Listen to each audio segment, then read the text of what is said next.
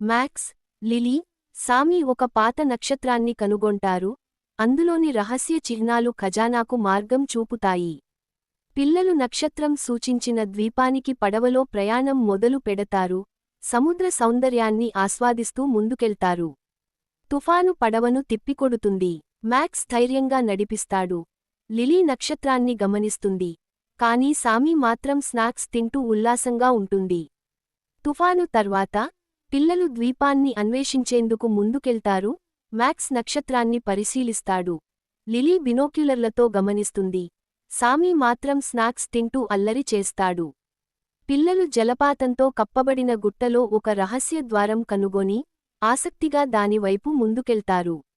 గుట్టలో పిల్లలు పజిల్తో కూడిన రాళ్ల ద్వారం ఎదుర్కొంటారు. మ్యాక్స్ నక్షత్రాన్ని పరిశీలిస్తాడు.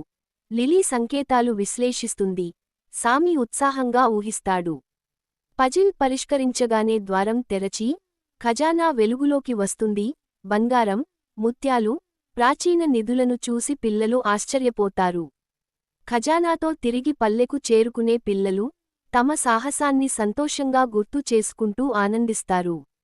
ఈ కథ పిల్లల సహకారం, ధైర్యం, తెలివి మరియు సాహసానికి మంచి ఉదాహరణ.